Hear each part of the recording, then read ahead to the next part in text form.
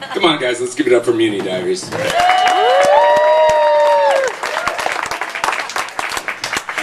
All right, so in a little change up here, guys, and I apologize. I'm gonna tell a story that's actually about the Metro, which is in Washington D.C. Oh. Okay, I apologize. Basically, last time I did Muni Diaries, as we talked about, there are cowboy boots. I broke up a fight, and I felt like I made myself look a little too much like a hero. So this is one where I get to play the villain, and I asked them for a little wiggle room, and they said it'd be fine. So Washington D.C. is the setting. I'm a freshman in college, much more svelte than what you see before you, and this is how it goes. Freshman year, I was in the honors dorm, which was like the geeks dorm, and I lied to get into it. I didn't even deserve to be there, but that's a whole nother story. And I used to take the Metro all the way out, almost to Maryland, to go to this one liquor store that my cousin introduced me to, because he lived in Washington, D.C., and he was like, they will take any fake ID. So I used to ride for like 45 minutes out with like a giant frame backpack, and I just fill it with beer and liquor and like everything that geek dorm wanted, like schnapps, like fuck it, I'm making friends. And I put the backpack back on, and I'd come all the way back to campus. It would take me about a year or two to realize that the liquor store, like literally 2 feet from the dorm, probably would have sold me booze no problem. But I was a careful man. And so one time, the girl down the hallway, and we've all had this in college, you know, freshman year, first couple of weeks, you don't really know anybody, but you immediately start projecting love. And this was that girl for me. She was just gorgeous and funny, and from somewhere cool. And I was just like, fuck yeah, I love this girl. She's the one.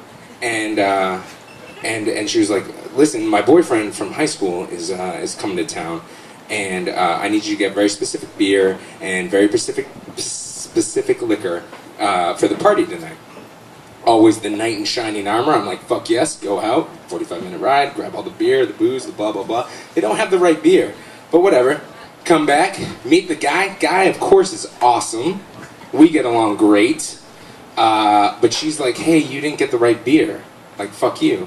I was like, I supply this entire dormitory with booze. I'm practically I'm like a bootlegger at the age of 18 to like 800 people. Fuck it. And so I go into my room, always the drama queen, and just proceed to drink Jack Daniels by myself. Because, you know, fuck the girl I love, who I don't even know, and fuck her boyfriend and his niceness. And fuck the fact that they didn't have Newcastle at the fucking liquor store in Tacoma Park. And so all of a sudden there's a knock on my door, and they're like, hey, Isaac, we're going to the club. You gotta come to the club. It's gonna be so fun at the club. And I'm like, I'm listening to Bright Eyes and drinking Jack Daniels by myself. This is about as club as my life gets. I don't want to go to the club. And they're like, no, man, Washington, D.C., we're in a city. Come on, let's go to the club. And I'm like, okay. And I stand up, and they're like, but you can't come to the club just like that. You gotta put on khakis. You gotta get a button up. You gotta put on dress shoes for the club. So I'm like, I fucking hate khakis. I hate dress shoes. I kind of love button-ups. But all right. And so I get all dressed up. You know that blue shirt, the dark blue from the late 90s? You know the one I'm talking about, like J. Crew sold it or something, and then everybody made knockoffs? Yeah. So I put that on. I put on some khakis. I tucked it in. But I was like, guys, I'm not losing my fucking sweet-ass fake ID at the club where they'll be way tougher than the Tacoma Park liquor store. And they're like, it's fine. We got some new people with us. They got fake IDs. We're all just going to go and get X's on our hands, and then we'll have them buy us drinks. So I get in. We take the Metro over. We all get into the club. I'm just balled over by what a club means. Like, I actually can dance, no offense. I think I've got some pretty sweet moves. Let's see it. After the show, ladies, after the show. And gentlemen. And so we get to the club, we're having some fun, and all of a sudden I'm dancing with this very attractive girl who I've never met before. And, again, 3 weeks into college, I'm like, fuck it, this is the one. I love this girl. This is awesome. This is fantastic. We're dancing. We're having a good time. This is like everything I've seen on TV. Next, we get married, have babies, and everything's happy ever after. It's cool. Obviously, skewed sense of reality. I turn to one of the people who had one of the fake IDs, who was actually at the party drinking the non-Newcastle that I bought. And I'm like, hey, could you get me and this beautiful young lady a drink? Here's the money. And she looks at her and she goes, no, I can't, and walks away. Now, it'll later turn out that they had beef, the kind of beef you have 2 or 3 weeks into college, that I will never understand. But like, she had her reasons for saying no. But at that point, I was drunk. Again, let's be honest, I was drinking Jack Daniels, listening to Bright Eyes. I was wearing khakis, which I didn't really love. I had already had my heart broken.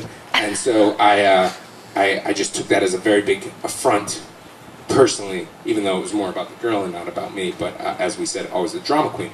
So I walked over to the table where my friends were sitting. I took all the money and everything else out of my pockets, and I threw it on the table in true fashion, and then continued to drink all of their drinks in front of them, including the really nice boyfriend dude who was, he really didn't deserve it. He was actually a champion.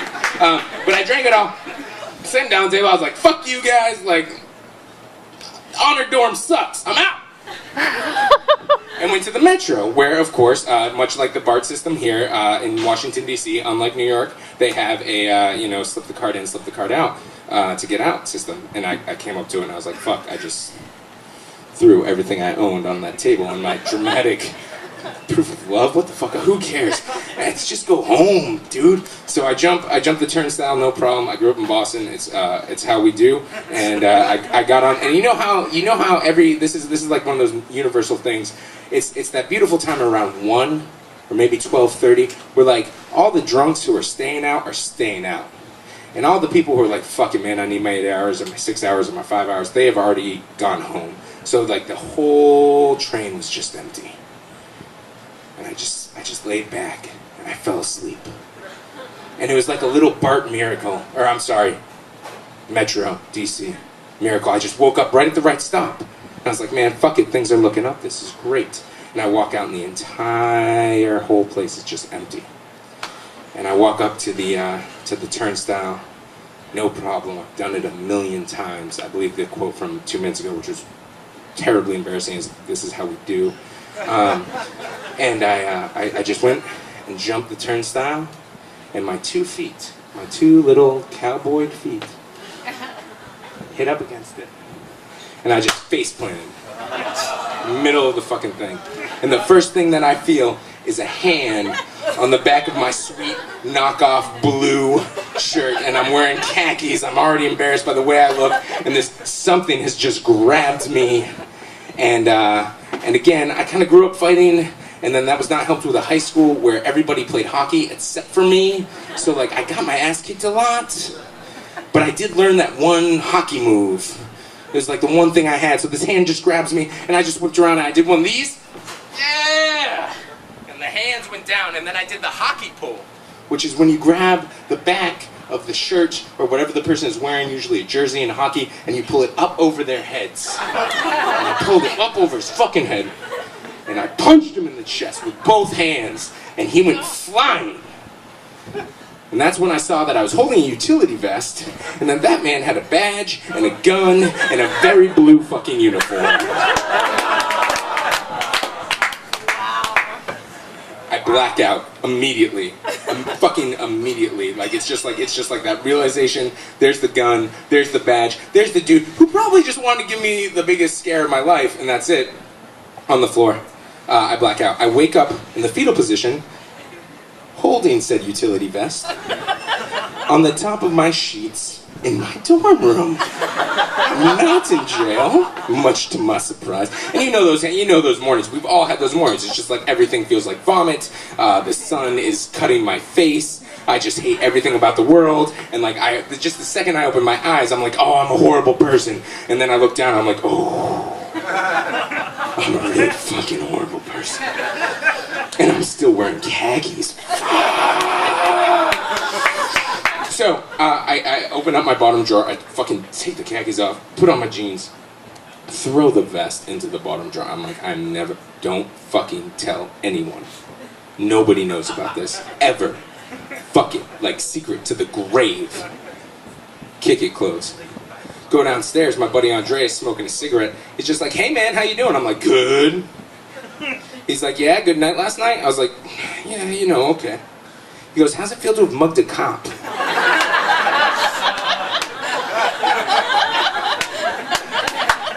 What are you talking about? Dude, we know. I was here last night, I was smoking a cigarette. You come fucking as if the devil himself is chasing you. Bolt right into the fucking dorm, up the stairs. Of course we all follow you, you crazy son of a bitch. For the record, no one is chasing you. No, nothing is going on behind you.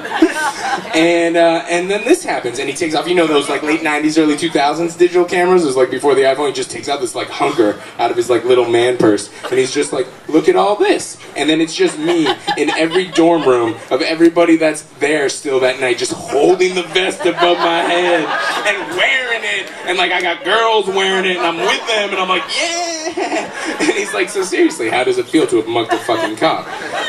And so I feel embarrassed off of all of that, and that is all terrible. But then, of course, again, getting back to the fact that I was 18, 19 years old, I'm also convinced Big Brother's watching. So I didn't go to that metro stop for a year. All my friends were like, yo, we're going to the movies. I'd be like, cool, meet you there. Walk that way, they would go to the nearest stop, I would go 2 stops down, get on, because I was just convinced that there are posters. People would be like, there are no fucking posters of you. Like, I'm like, you don't know, man, they have those cameras, the face sensory shit. Done. Alright, I'll wrap it up. And that is when my aunt, who has lived in no, it's good, it's good. I asked them to. That is when my aunt, who's lived in Washington D.C, it was a year later, and I was like, I actually confessed to that story while we were drinking some beers on her front porch in Tacoma Park, Washington. And, Tacoma Park, Washington, D.C. And she said to me, Isaac, you're a fucking idiot. And I said, because of all that? And she said, no, that's because you're young. You're a fucking idiot because there's no way a Washington, D.C. police officer said that some punk in khakis knocked him down and stole his fucking utility box.